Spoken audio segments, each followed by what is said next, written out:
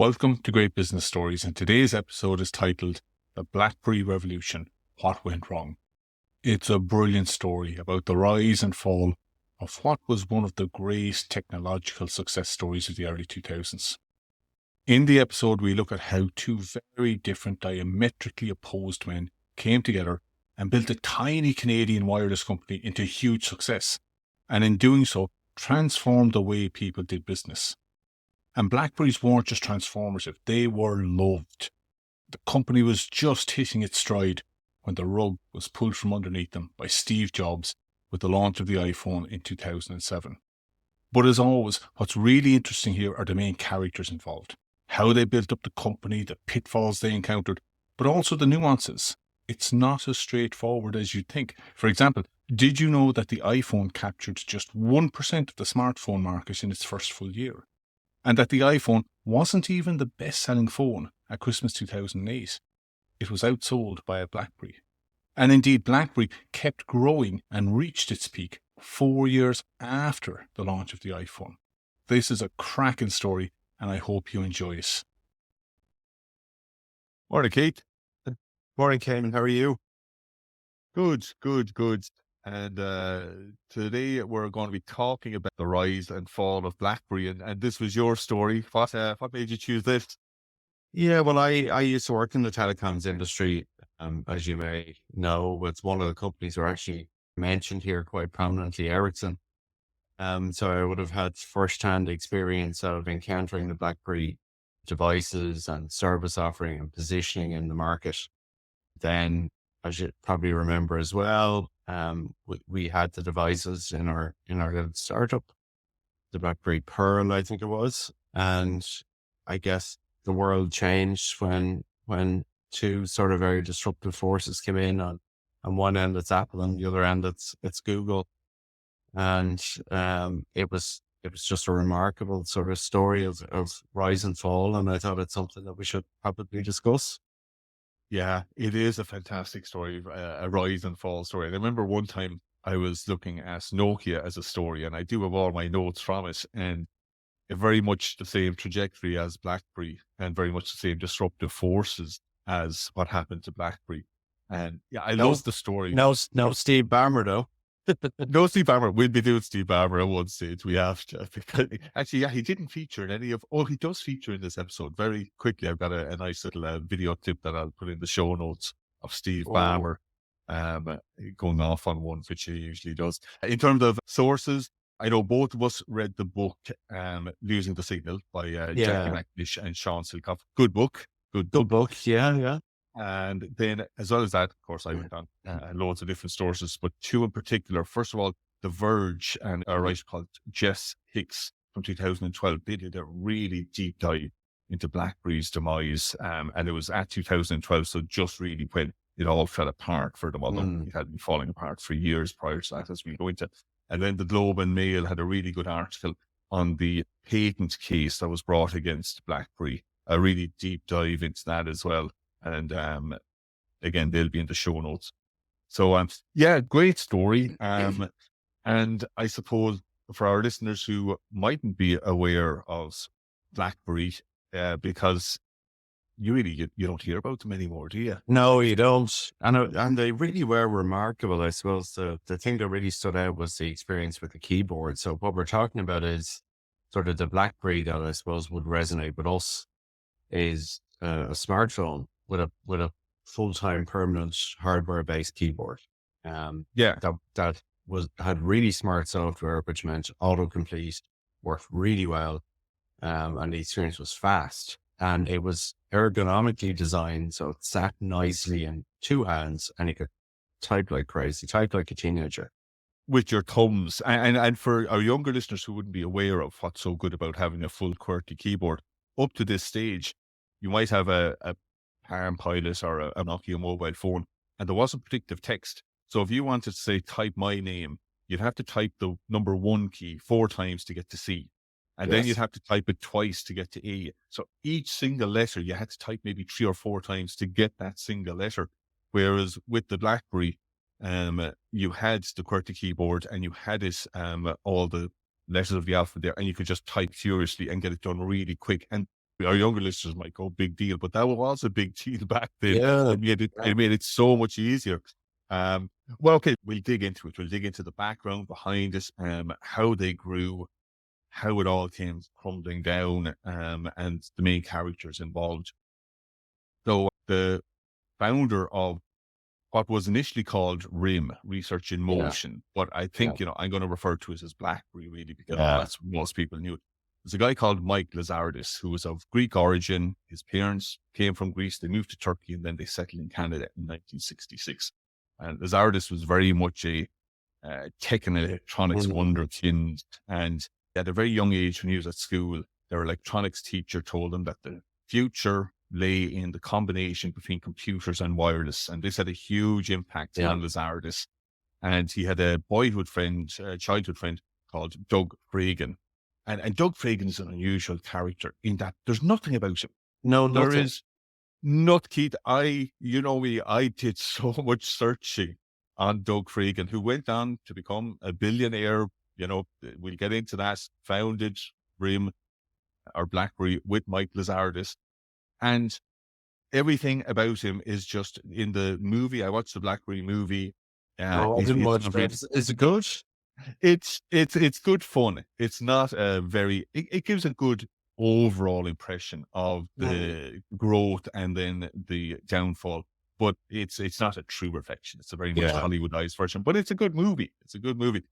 But they portray Fragan in a way that people say isn't like Fragan at all. And when you do search for Fragan, all you'll come across is a few Reddit threads where some people even suggest that he's the guy behind Bitcoins, a bit of ludicrous stuff like that. A very, very low-key figure. But anyway, Fragan and Lazardis, boyhood friends, big into electronics. Lazardis goes to Waterloo University, but leaves a month before graduation because he came up with this idea for using text on TV screens that they thought was going to be the future for advertising for businesses. And so he got a $15,000 loan. Himself and Fragan set up what was called RIM, Research in Motion. We should say that wasn't necessarily a crazy idea. A lot of people saw the TV as sort of a gateway device. Like Microsoft were talking about the TV as being the gateway to the internet at one stage as well. So I guess at this remove, you might be saying to yourself, that's nuts.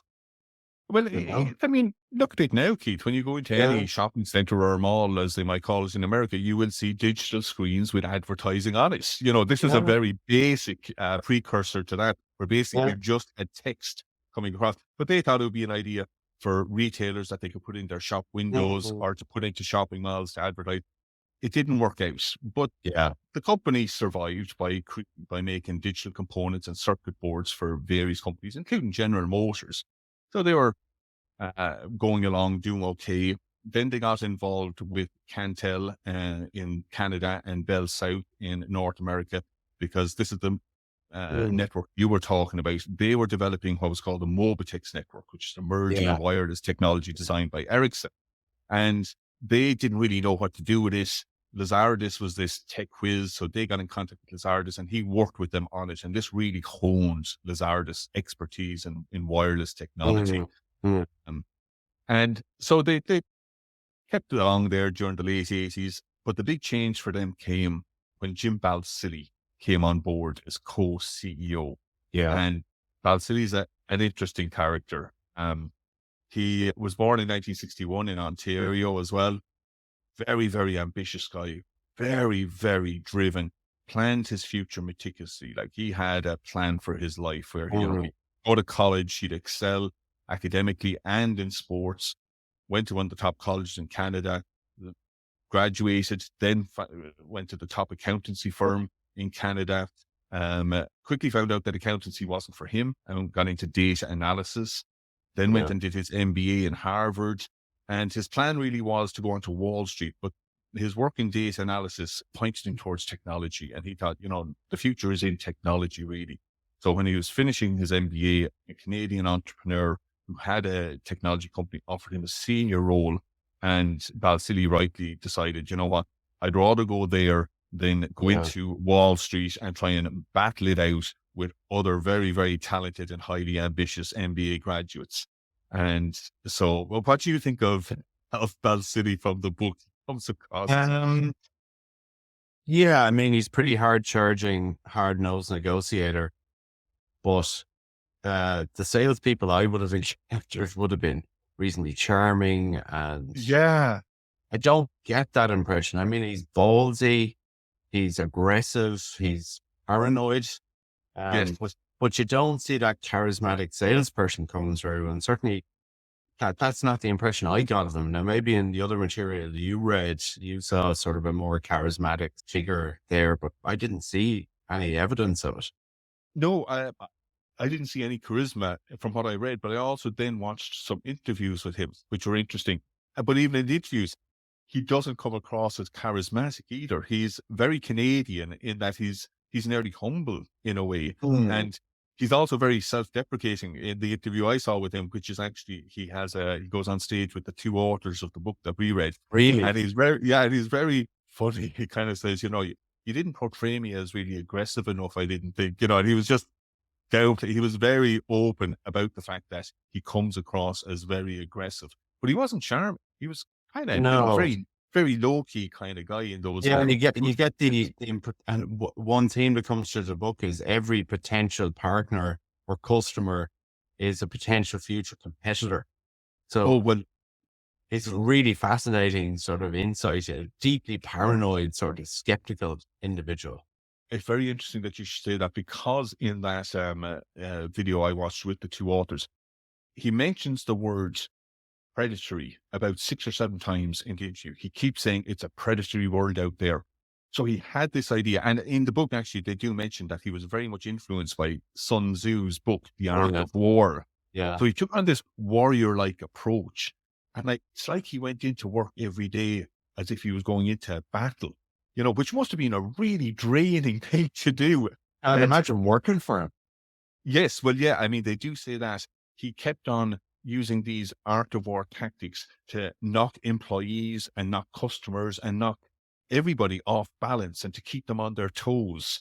So, obviously it worked for a long time. You have to say, they enjoyed huge success. But yeah, it was hard to get a feeling for exactly what made Ball City tick, But anyway, he worked for this electronics company, and the electronics company then was being sold. And even though the entrepreneur who owned the electronics company in the book spoke very highly of Ball City's effectiveness, he said very effective marketing wise, business development wise, he was full of praise. He did say that there were issues with employees, the way he treated employees, the way he treated customers as well.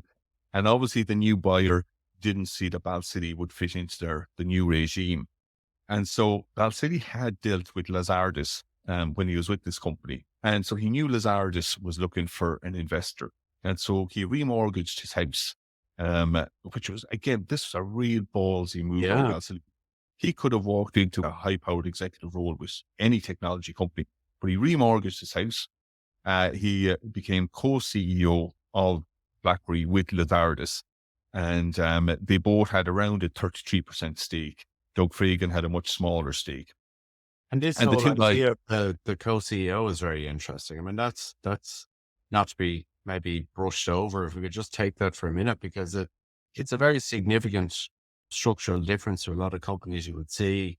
And ultimately, at the end of the story, you will see that this very different vision that they had sowed the seeds of destruction there as well. But it is very unusual to have co-CEOs, isn't it? It's very unusual. And they do point that out in the book. And I remember reading a Fortune article from 2009 where they talk about how unusual it is for such a large company, as they grew into such a large company, to have these two co-CEOs. Looking back on it, I mean, you must say it worked really well for them for the first 15 years. They grew massively. They very much had their distinctive roles. Ball City looked after all the financial, marketing, business development, and Lazardus could just focus on the technology side. Personally, I think that Lazardus being the co-CEO was ultimately, I think, what nobbled them, because I don't think your CTO should be involved to that degree. But who knows?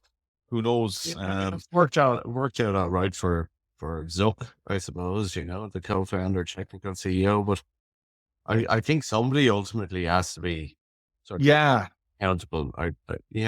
I think Listen to this. we can debate that as we get to the end of the story, but there's kind of plenty of blame to go around, I think. There is, but it did work very well for them. But as the book points out, they were so different in every way. Like Balsillie was this tall, bold, aggressive guy who did triathlons in his spare time and did Tour de France mountain climbing. Yeah. Lazardus was this stocky, white-haired, devoted Christian who was very spiritual and did Bible readings in his spare time and a lot of philanthropy. So totally different, but it did work really well for them. The book talks about how they didn't make any decision without both of them agreeing to it, how they had all these little signals that they'd use in meetings to sort of let each other know when to jump in and when to stop. So they really did work well. So you can't fault the co-CEO thing for the first 15 years anyway. So it worked until it didn't, I guess. Yeah. You know what? That's the one question that when over the last few weeks while I was researching this, I kept on asking myself, where do I stand on the co-CEO role? And I couldn't make up my mind because at the end of it, you kind of think, well, both of them weren't up to it, but I think that's a bit harsh. But anyway, look, we'll talk about it. We'll get to it. Yeah. So the first commercial success was in the pager business then. So they had technology, they had customers, and then they moved into pagers. And we should probably explain again to younger listeners, what the hell is a pager? I know, because up to this stage, they were knocking along like in 1995, the revenues of 8.4 million. But then you're right, in 1996, Lazardus had developed a way to do two-way communication in the pager. Now, pagers up to this stage, by 1996, they were becoming a real popular technology. In America, there was over 40 million pagers sold in 1996. Now, I remember, Keith, when I just left college, which is around this time, a few of my friends used pagers. Some of them were doctors, some of them were the legal profession, and some of them were drug dealers. So what pagers were at the time was that you had this little device that they hooked onto their hip, and it was usually for people who needed to be on call quite a lot. So the likes of your doctors, the likes of your lawyers, or the likes of your drug dealers, and they'd get a little message kind of saying, ring me at this number, and then you have to go to your payphone and make your call. Or else it might be, we need you in straight away, that kind of thing. But it was one-way communication. So it had a little display device like you would see an old school mobile, but no keyboard. No keyboard. And so they were becoming really huge. And so RAM Mobile, which is the mobile arm of Bell South, they commissioned BlackBerry to develop a pager. They developed first one called the Bullfrog, which is very functional, but was a bit bulky and impractical. So then BlackBerry decided, you know what, we're going to take the design in-house, which had a significant impact on their future success. And so they developed what was called, go on. And Motorola were the sort of behemoth in the pager market at that point, I think, or have I got Yeah, I think they were. I didn't dig too much into the pager market now, in fairness, top line figures. But as a result of their 950, which was their in-house pager, RAM Mobile they put in a $50 million order on the back, which is, for BlackBerry, this was the biggest deal they'd ever done. So on the back of this, Balsillie floated them on the Canadian Stock Exchange and it raised $115 million. So this was a big, big deal for them. But Balsillie, even though he had verbally agreed with RAM Mobile that they would get exclusive use of the 950 pager, he went behind their backs and did a deal with one of RAM Mobile's biggest competitors and also agreed to give them the pager, which caused consternation, and RAM Mobile nearly cancelled the deal. But eventually they went through with it. Balsillie did say in the interview that I saw, it's always better to ask for forgiveness than for permission. And that was his style of doing business. And it was business. It was a strong sort of subscription model for the carrier here, as well as subsidizing the hardware. They got a really nice sort of subscription model. So they really wanted us to work, and it's primarily business customers or salespeople or people on the road or those. Exactly. But the 950 also incorporated some email functionality, and Lazardus and Balsillie really wanted RAM Mobile to highlight to their customers that there's an email function on this. But RAM Mobile didn't want to push the email. They thought pages was the future. They thought email was years down the line. So then Lazardus and Balsillie decided, you know what, we're going to develop our own email system. So they used really the 950 technology and they developed their first ever BlackBerry device. And it was very, very unusual the way they went about how they got it onto the market, because of course the networks weren't going to sell it for them. They thought there's no future in this, or at least it's too early to do this. So they weren't going to give them the bandwidth.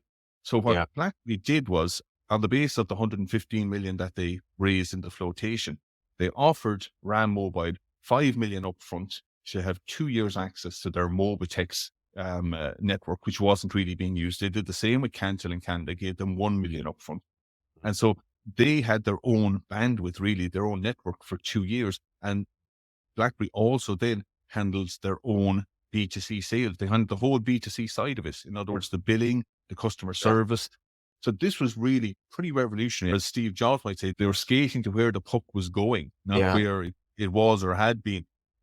So very audacious plan. They also went to a big branding company, because by this stage they didn't have a name for the device, and the company, as we said earlier, was called RIM. But this branding company came up with a name for the device, and they called the device the BlackBerry, because the device was black, and because the keys that you used to type in were like the droplets on a BlackBerry. So that was this. They launched in January 1999 with a tiny budget of just 5 million. But again, I think this is where Balsillie really comes to the fore tactically or strategically. He knew exactly how to sell this. They had a tiny budget. They were up against the likes of the Palm Pilots, which had, I think, at a budget of about 10 times the amount. They were using Claudia Schiffer, one of the supermodels on TV. But Balsillie had a far more strategic marketing plan. He basically sent these young salespeople out to get bankers, traders, legal professionals, people who needed information really quickly. And he sent them to conventions, to airports, to business lobbies, and wherever they saw these people on their handheld device, or pagers or whatever device they were using, they went up to them and they did what Balsillie called the puppy dog sale. And that's where you give them the device and say, keep it for a few days. And if you don't like it, you can give it back to them. And Balsillie, they got hooked. They got hooked. I think it was nicknamed, I think. This is it, because the device was transformative. It changed the way people worked. Like people now could do business while they're on the golf course. People could now do business while they're on holidays. They could do business on their way to work. It really changed everything. And I think that's hard. It's hard to get that across to the younger people as to how transformed. And it changed email as well. I mean, it used to be a case that you turn on your, we're sort of aging ourselves here, but you turn on your PC and your email will be waiting for you in the morning. You turn off your PC and near a bit of bother until the next morning. And if it was a weekend, that was it. And they are responsible for good or for ill, for putting instant email and instant availability in your pocket. The other interesting thing I thought that came through from the marketing and sales perspective, in the direct sales, they targeted people at a very senior level in the organization, if they could. And then these were the people that the folks who report to them would be inspired by. These guys might have budgetary discretion to buy them for their teams of staff. So it was very clever sort of guerrilla marketing in some respects, insofar as they went for very influential people with discrete budget, or that more junior people will be inspired by. Very, very clever stuff. It was, and that had a big impact as well, because prior to this, I mean, now we all just bring our phones into work and it's no problem. But back then, if you were bringing a new technology into work, the CTO had to approve it, and that could take months. But because it was a top-down sale, as you said, because it was the CEOs and the top people who were saying, we're using this, they were going to the CTO and said, we're using it.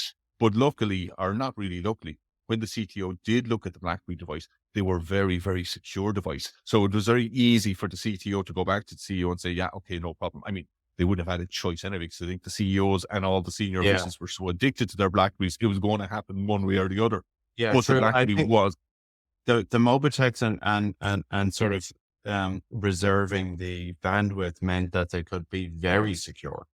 Yeah, which was a key selling point, because their customers were mainly at the very start enterprise customers. So it took off like wildfire. And while competitors did enter the market, they just couldn't match the BlackBerry's ease of use, the tactile design, as you mentioned, its security, and then also its ubiquity, because everybody was seen with BlackBerries. Bill Gates, Madonna, Justin Timberlake, they were all using it. And as you mentioned there, it even had its own lexicon. It was called the Crackberry. And then people that were seen bent over their BlackBerry typing furiously were doing the BlackBerry prayer. So it really became very popular. Within 2 years, they had revenues of 221 million. And on the back of that, Val City raised 225 million in the NASDAQ in 1999. And then in 2000, he raised 900 million. So they really were on their way. And now it must be said that initially these were just email devices, but in 2002, they launched their first smartphone, which wasn't the best phone in the world. But in 2004, they launched the Charm, which is a really good smartphone, retailed for $200. But by this stage, because they were becoming so big, they just couldn't handle the B2C side of it, the sales, the marketing, the billing, the customer service. So they handed that back to the carriers. But because they were so popular and they were in such demand, they had a lot of leverage. So they negotiated a fee with carriers, whereby the carriers had to give BlackBerry $10 per month for every new subscriber that they signed. And that would become a crucial point going forward when things start going south for BlackBerry. And also in 2005, they launched BlackBerry Messenger, BBM, which is really a precursor to WhatsApp. And that allowed, it was huge. It allowed BlackBerry customers to send text to each other, but they weren't part of their SMS plans or anything like that. It was, I suppose, is it an in-app text is what you'd call it? Yeah. So it's like AOL Instant Messenger, or, really showing my age here, but and the Microsoft one, it's just chat, basically. I think WhatsApp would have used the same technology, but it feels and looks a lot more like an SMS. But this thing was more like a chat interface on the desktop. Yeah. So they were growing massively. Now, they were one of the biggest technology companies at the time. They had partnered with 300 carriers in 120 countries. By this stage, 2005, 2006, they had a market cap of 42 billion. So Lazardus, Val City, and even Fragan were all billionaires by this stage.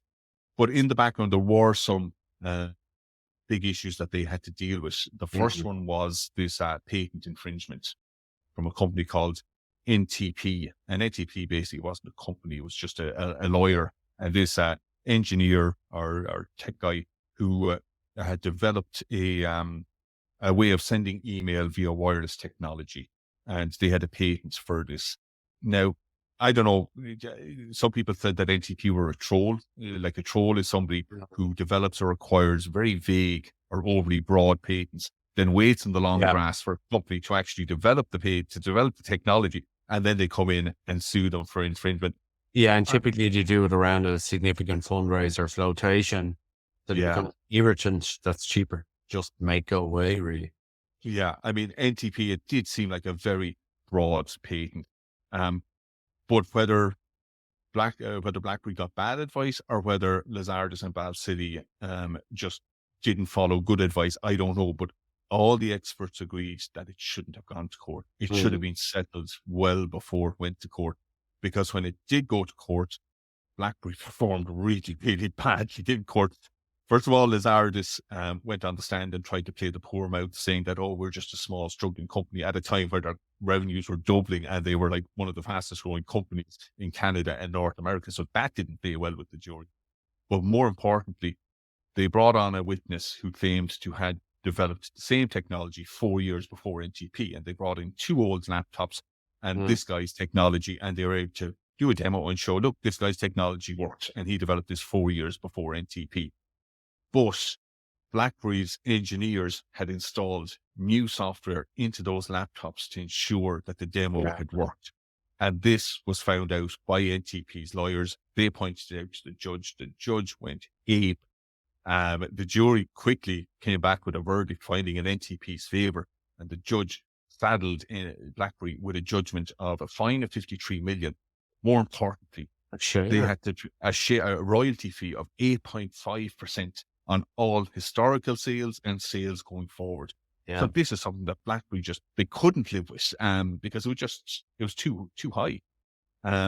So they continued to appeal and appeal. It went on until 2006. Even the patent office they appealed to, and the patent office did come back and say, yeah, the NTP patent, we're not standing over it, we're throwing it out.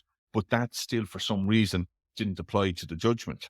And so eventually BlackBerry had to settle in 2006. They paid 612 million to NTP, but there was no royalty fee. So that was a big hit, and it really was very draining.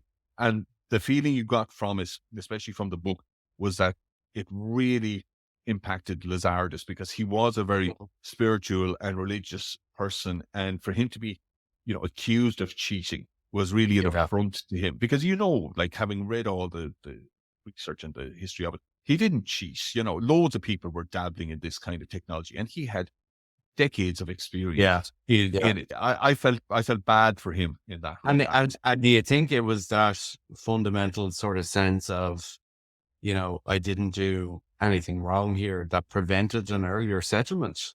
I think it was. I think maybe their emotions got ahead of them, and they should have just settled, and it would have been over and done with within a few months. Yeah, they might have had to pay out a few million, but they went through 5 years of hell to try and prove a point, and eventually end up, having to throw in the towel and settle for 600 million. All experts would have said that should have gone to court. But anyway, that was one thing. And another big thing that affected them during this time was they had a big backdated scandal.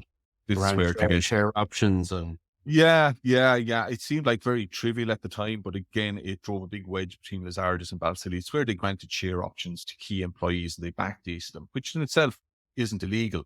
But if you do that, you have to tell shareholders about it.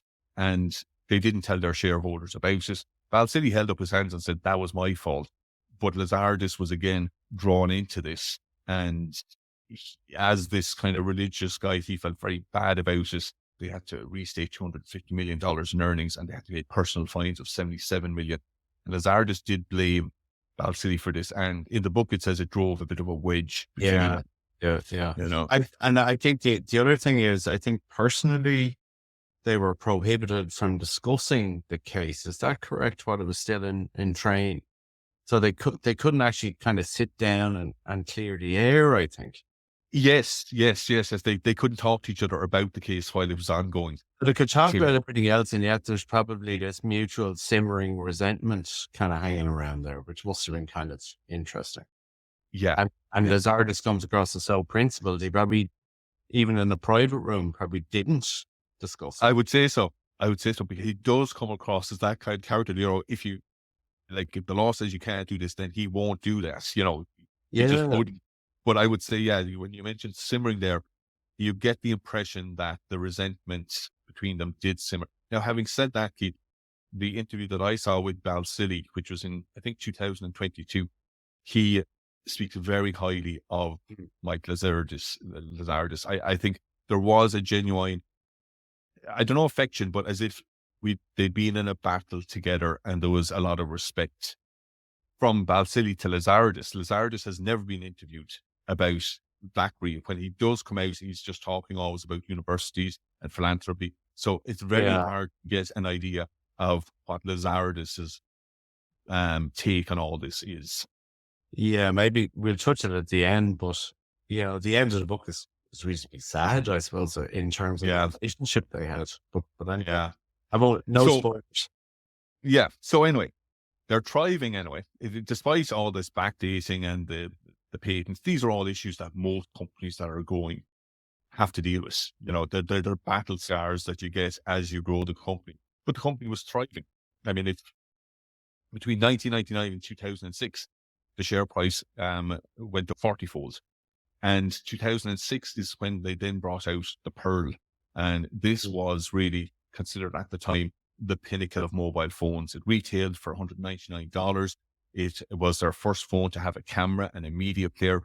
And Computer World gave it a glowing review, and they ended the review with "Welcome to the future." Okay, so this is 2006, and I thought I'd highlight that because, as we'll soon find out, the Pearl wasn't the future. The future was just around the corner. But before we get to, that's really where we get to the break in the story, because now we had 15 years of BlackBerry growing, of BlackBerry thriving.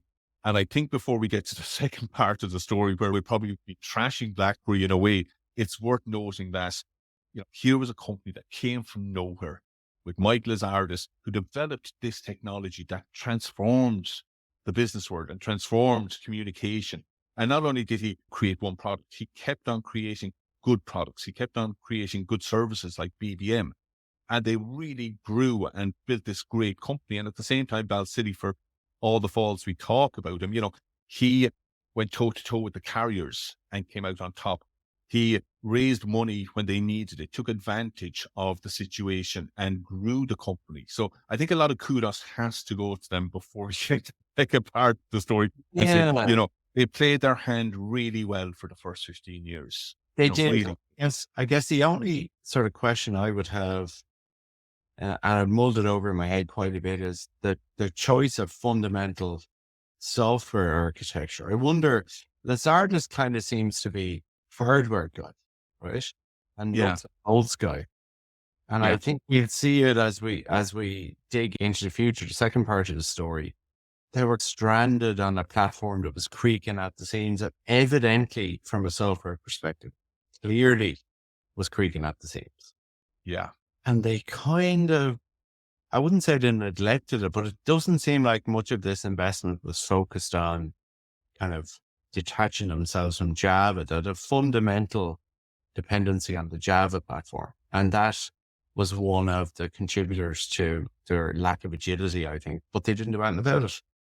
They didn't. And you'd know more about the tech side of it definitely than I would. But as we'll see, I think that was one of the key problems that prevented them from pivoting when the future actually arrived, because the future of the phone market came in January 9th, 2007, when Steve Jobs took to the stage in Macworld and gave his now famous speech or talk in launching the iPhone, where he goes, "It's a phone, it's an iPod, it's an internet communicator." And he repeats this over, and then he says, "Are you getting this?" And all the geeks in Macworld are going nuts.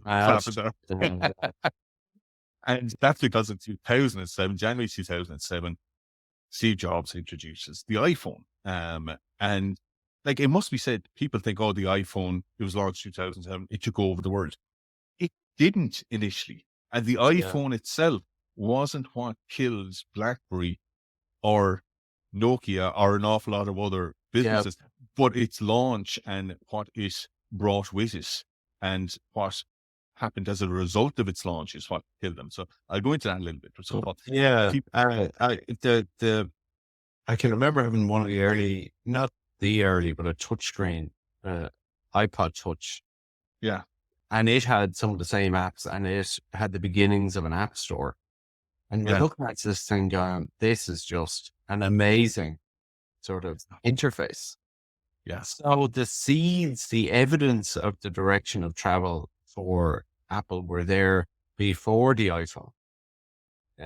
So arguably, this should have served as early inspiration. The moment to kind of realize that the future you had banked on was gone was before this. It's just a little bit puzzling that they didn't start considering this earlier.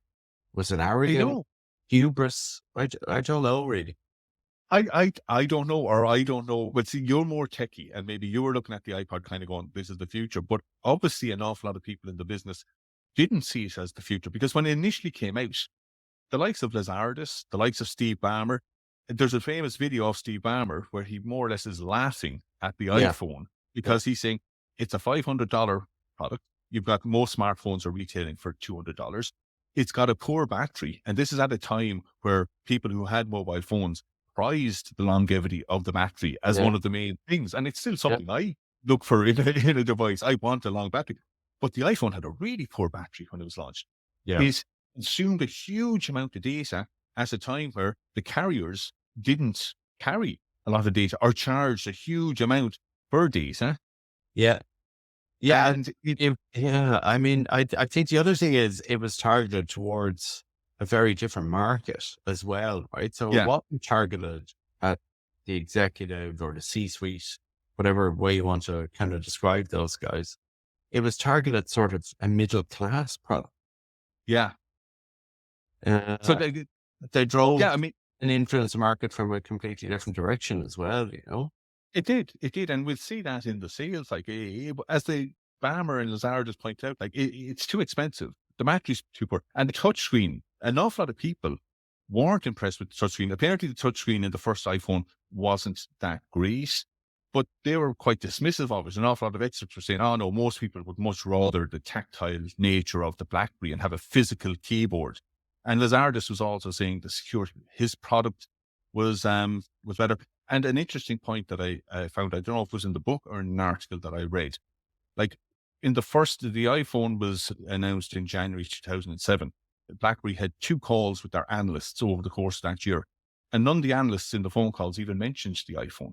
So people weren't looking at the iPhone as this big revolutionary thing at the time, except of course the Apple devotees who really saw it, and Steve Jobs, who could see that once you give people the full internet in their pockets, that, it would be very hard to go back.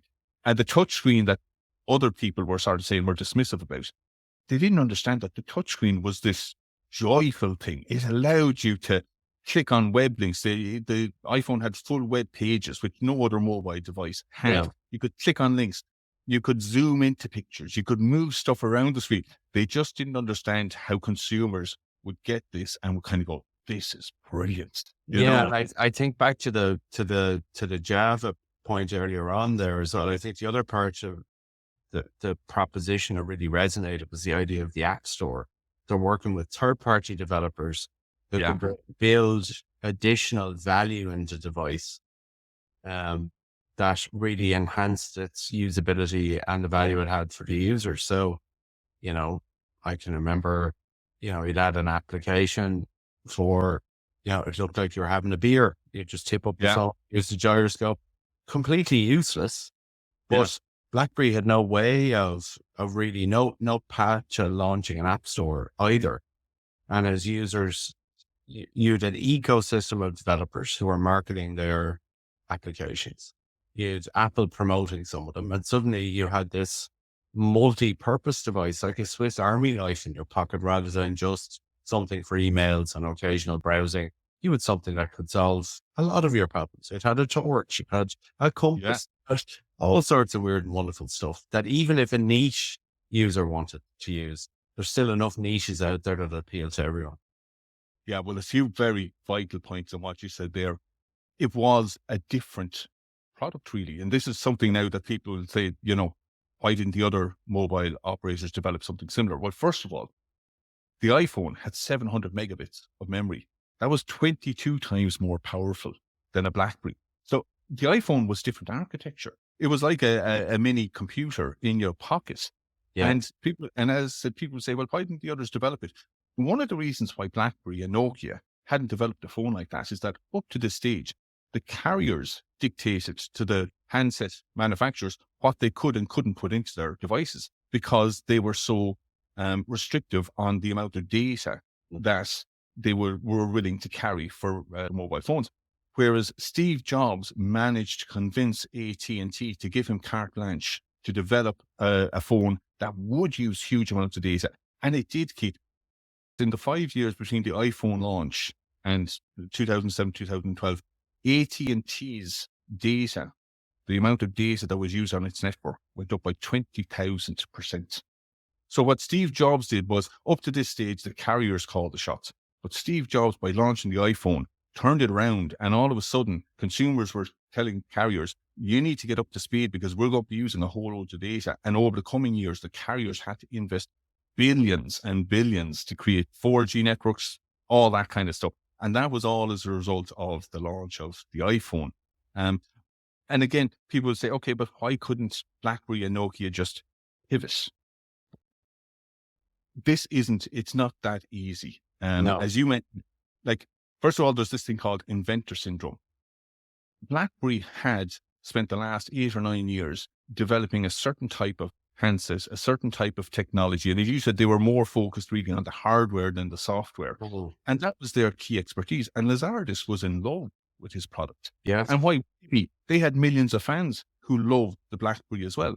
It's not that easy just to turn around and start to say, well, let's just ditch everything that has built our success and just follow this guy. Okay. And there's a reason as well. The numbers weren't that impressive at the start either for the iPhone, but also not just mentally was there an issue. Organizationally, BlackBerry had a skill set and they had all these engineers working on a particular product and particular technology. They couldn't just all of a sudden turn around and become experts in what the iPhone was, because it was a totally different architecture. And also the numbers were surprising, Keith, as well. Steve Jobs only predicted that the iPhone would get 1% of the smartphone market in its first full year, which was 2008. So they were only looking to sell 10 million phones in 2008. Mm. And in 2008, they sold 13 million phones. So just a bit above the 1%. So it wasn't like the iPhone came out and just took over the market. It didn't. But crucially, what it did do was it forced Android to go back to the drawing board. Whereas the likes of BlackBerry and Nokia couldn't just go back to the drawing board and scrap everything and overnight compete with the iPhone. Android didn't have the history of success because they had released a product by now. Now they had been on the operating system, but they didn't have, 8 years of launching devices and being hugely successful. So it was much easier for Android to go back to the drawing board and develop an operating system that could compete directly with the iPhone, and also that would incorporate the app infrastructure that would allow them to have an app store that could compete with Apple App Store. And that was one of the key elements that led to the downfall of BlackBerry. And it's interesting, where would they have gone? They had two directions. You had ubiquitous sort of hardware agnostic Android phones at the bottom of the market. And you had premium hardware exclusive top of the market. Where could they have gone? Well, I think that's the problem with what happened with them, because at the time, and before we get on to that, just a very quick aside, in 2007, after the iPhone launched, this mysterious Doug Fragan left BlackBerry and sold all the shares for 1.3 billion and never heard from him again. And I couldn't find out why. But getting back to where could they have gone? What happened was Verizon and all other carriers were desperate to come in with get a competitor for the iPhone. So they approached BlackBerry and said, we want an iPhone killer, an iPhone competitor. AT&T had the exclusive iPhone. They had exclusivity, for the iPhone. So Verizon approached them, and Lazardus had been working on a prototype for this product called the Storm. And so they developed the Storm. They were under huge pressure from Verizon to get it done by Christmas 2008. They had the expertise. They were under a really tight deadline. Bal City talked about the Storm, that now all of a sudden they created this high-end phone, whereas before they were a low-end carrier. And he said they really didn't know where they were at by this stage. They were very, very, confused organizationally and structurally and device-wise. They seemed to have been thrown a curveball and they didn't know how to react. And they developed this product called the Storm, and it was just riven with flaws. It was the first really bad product that they had come out with. I mean, Stephen Fry, the famous British humorist, compared it to the Ford Edsel, which is another product launch we're going to have to cover at some stage. Computer World said it had more bugs than a summer picnic. It was disastrous. And I'll never understand the approach to the keyboard. So it seemed as if it was sort of a virtual permanent hardware keyboard, if you know what I mean. So it sort of tried to straddle the old world and the new world. It did. It was a touch screen, but it was on this it was on a sort of domed thing that allowed, when people clicked on it, they still got the same tactile click that they got from the BlackBerry, but it was still meant to be a touch screen. And because it was raised, apparently dust got in underneath the touch screen, which made it just malfunctioned. It was disastrous. And now Verizon had put a 100 million marketing campaign behind it. And even though the reviews were disastrous, it sold really well because people and fans of BlackBerry trusted BlackBerry. And so they sold millions. Nearly 100% of all the devices had to be returned. And the replacements that they got were no better. So Verizon were furious. They called Balsillie in. They demanded that he pay them $500 million to compensate them for this disaster. He refused. Contractually, he was in the right, but of course, relationship-wise, it was disastrous for him. Yeah. And instead, BlackBerry put in a repair and replacement program that cost them $100 million. So it was a disaster in many ways because, first of all, this was their opportunity to come up with a phone that could take on the iPhone. But of course, they couldn't because, as you said, they really were more hardware. They didn't have the software expertise to develop it. So it was a disaster for them. But it should be pointed out that things were still going well for BlackBerry. If you look at 2008, their revenues had doubled from the previous year. So this is the year the iPhone had its first full year. BlackBerry's revenues doubled to $6 billion. And in the 2008 Christmas sales, the iPhone was only the second biggest seller. The BlackBerry Curve was the biggest seller. And BlackBerry had 3 phones in the top 6 selling phones that year. So, but they were screwing up. The Storm was a big black mark. They were playing catch up with the iPhone. And as we mentioned, because they screwed up with the Storm and because Android were forced back to the drawing board, they created a new operating system. And so Verizon were still looking for their iPhone killer. And so they went to Google and Android, and they developed first of all a phone called, I think, the Dream. That didn't do too well. But by 2009, they partnered with Motorola and they developed the Droid. And this was the first proper, really successful Android phone. Now, it didn't have a touch keypad, but it had a lovely kind of slide out keyboard, but it did have a full touch screen. It had Google Maps. It got fantastic reviews. Yeah. And on the success of the Droid, dozens of handheld manufacturers got in, took up the Android operating system. So now BlackBerry didn't just have Apple as a competitor. It had all these other big editors. And that was the beauty of the offering from Android. It was free for the hardware manufacturers to use the software from Google. Yeah. That's a stroke of genius, really. You'd kind of think, could BlackBerry have just kind of go, you know what, let's just take on the Android operating system because we have no software background at all. Like, this is the time we should have adopted this, isn't it? Yeah, it is. It is. And actually, I can remember there was a hack because they launched a Play book. Which is the equivalent of an iPad. And the first thing developers love the hardware. It's really, really good. I'm just going to put Android on it. And there was loads of ways you could kind of sideload Android in and use the apps. And I think eventually they did move to allow the apps to be loaded up. So they sort of abandoned themselves to that. But interestingly enough, didn't BlackBerry enter into quite a similar journey where they were at least talking about allowing other manufacturers to license their software and manufacturing devices? But this was just a ruse to kind of keep them at bay, as opposed to taking the Android journey and actually collaborating. They did that with Nokia, and they led Nokia down the garden path for about 2 years. And it stopped Nokia from developing their own operating system. It was just a ploy by Balsillie, another one of his little ways of, knocking a competitor off balance. I remember that from the book All Right. That happened around 2005, 2006. And Nokia were really pissed off with the way Balsillie treated them. But that could have been their Android moment, really, if they had figured it out, If they had it figured out. But I think you're right, though. I think Lizardus was never a software guy anyway. He was more an electronics guy, and that was his forte. And they should have gone down the software route earlier, and they didn't. And then when Android came out, they really should have just adopted, in my opinion, they should have adopted Android, but they didn't.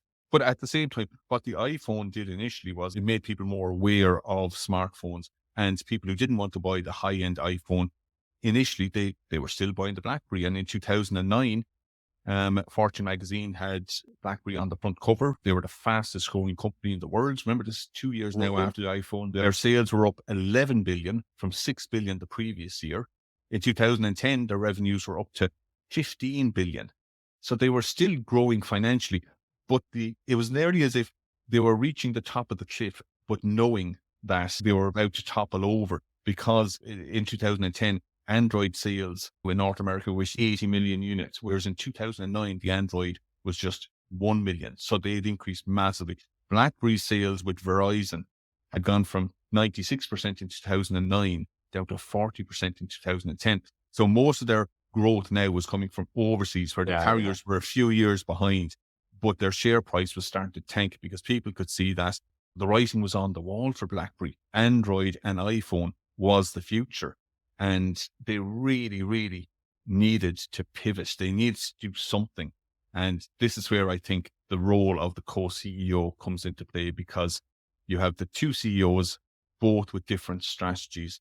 Lazardus still believes that they're a player in the handheld market, whereas Balsillie by this stage realizes, you know what, we're out of the handheld market. We can't stay in this because Android and iPhone have this really wrapped up.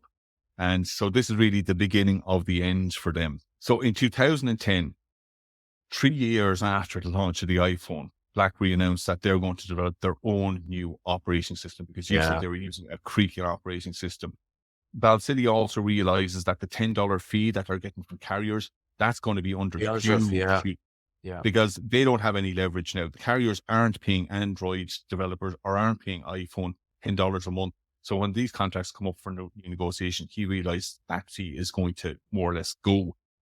But having said that, 2011 is still their peak.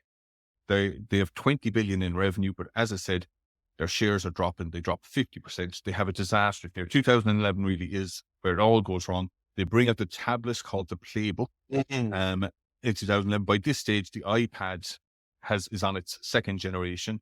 Other Android manufacturers have released tablets. And what's really amazing, I mean, if there's ever a sign that BlackBerry had lost its way, Keith, it launches the Playbook without any email. Yeah. Like, BlackBerry made its name. It's synonymous with email. It's like, I likened it to Tesla launching a diesel-powered car. Like, it really shows how out of touch they were and how they were just trying to catch up. And there was a big kind of arrogance there as well. They said, well, this isn't a tablet on its own, really.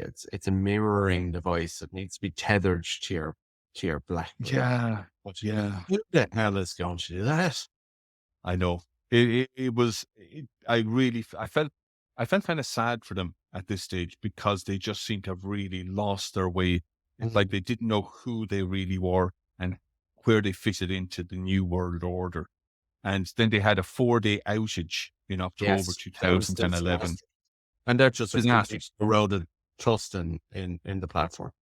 Yeah. I mean, they were known for quality, for security.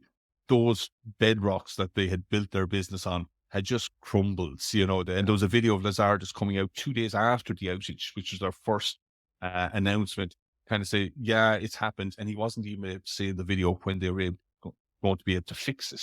Yeah, so, these business people contrite either. I mean, you have this, okay, on one hand, he's obviously hugely successful and wealthy, but what you see is sort of a detachment from reality as well. There's that anecdote about him coming out and lecturing people about why 4G won't work from a technical perspective.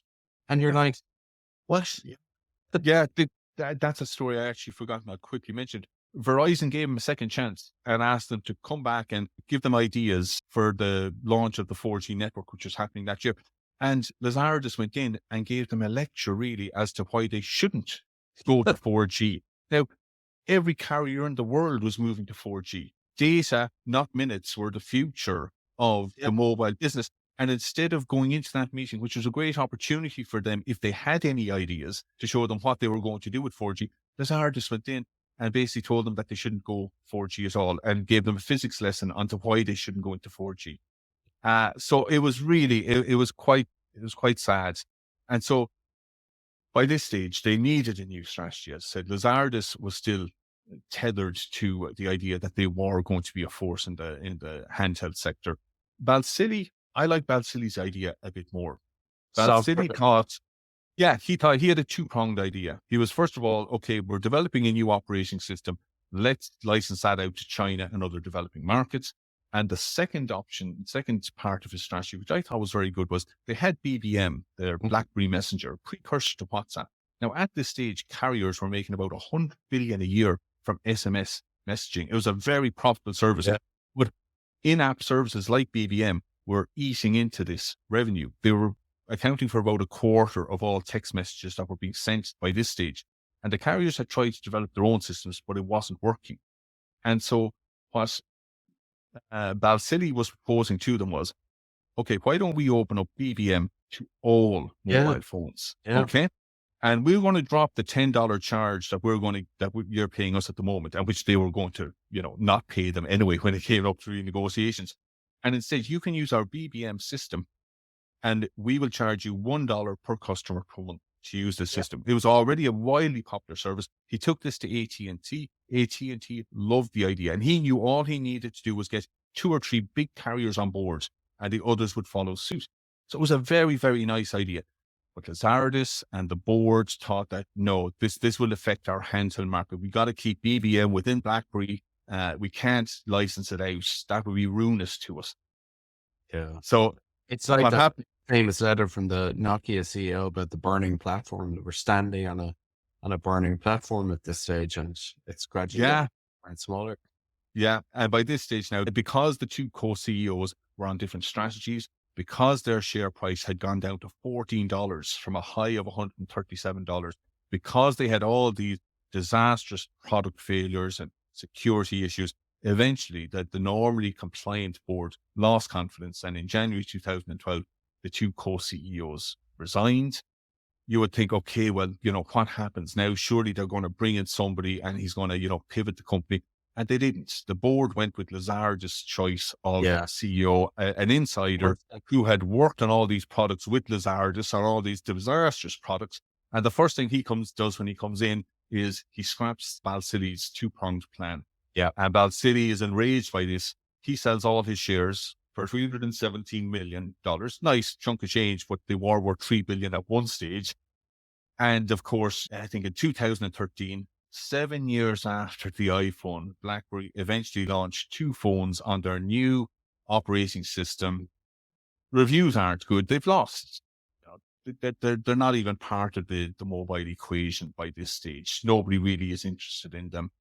The 2 phones flop, and BlackBerry are bought by a company called Fairfax Financial in 2013 for $4.7 billion. They lingered for another few years. They stopped designing their own phones in 2016. In 2022, they discontinued all their smartphones. And now BlackBerry is an enterprise and software cybersecurity company. Turnover of 850 million, market cap of 1.3 billion. And that's where they're at. And Balsillie retired. He started donating a lot of money to some universities. He set up an international think tank. He mentioned hockey teams. Yes. Well, he didn't. Yeah, we forgot to mention that he tried to buy hockey teams 3 times and was unsuccessful. One of them was thrown out because of, ethical concerns, I think. Was that right? Well, but the hockey league had ethical concerns about Balsillie. Yeah, I believe so. Yeah. Which is well, anyway, he didn't get his hockey team in the end. But it was just what I found really fascinating from it was that it was their success, their relationship, how the iPhone just pulled the rug from underneath them, but how they didn't fall. It took them 5 years of stumbling for it to eventually come to an end. An awful lot of people would say, oh, they should have pivoted. They should have, done this. They should have done that. Very few companies that were disrupted by the iPhone managed to pivot successfully. Garmin was one, and Garmin could be an interesting story itself, but very few of them did. It's not easy to pivot when you've had so much success. So that's what I took away from the story. Yeah, I guess for me, one of the sort of points in the book that stood out for me is the fact that the guys kind of walked away after being deep in the trenches for so long and had little or no contact. Yeah. And that was at the end of the book. Now, maybe post sort of publication, that kind of righted itself. But it just seemed as if the depth of the relationship was professional. There was no actual personal shared sort of relationship there. I thought that was quite peculiar. I thought it was as well. And in the interview that Balsillie gave with the 2 authors of the book, he never gave any impression that him and Mike Lazardis are friends, but I nearly got the impression that he wanted Lazardis to know that he still really respected him. He said at the end of the talk, they said, have you anything more to say? And he said, yeah, he said, I just want to say that I had such a good time and I had so much respect for working with Mike Lazardis. And it was if he was just, giving a shout out and saying, Mike, I still really enjoyed our time together. And he gave a big shout out to all the workers. And he said it was a fantastic experience building the business.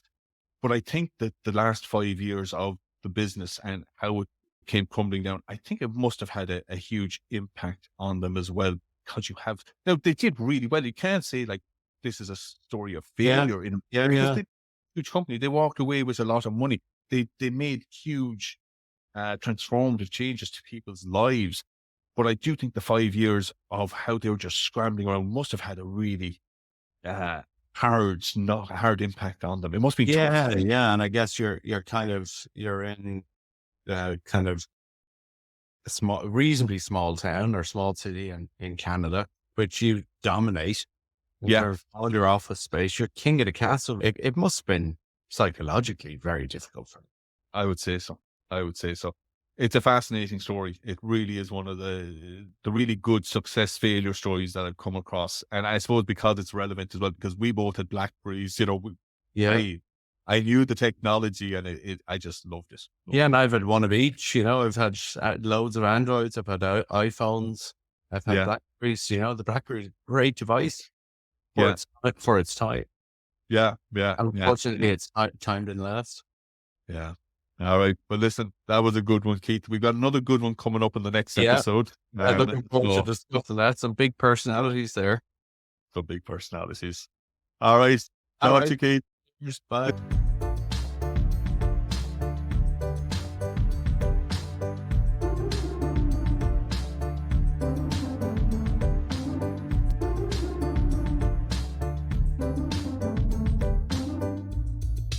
Yeah. Bye.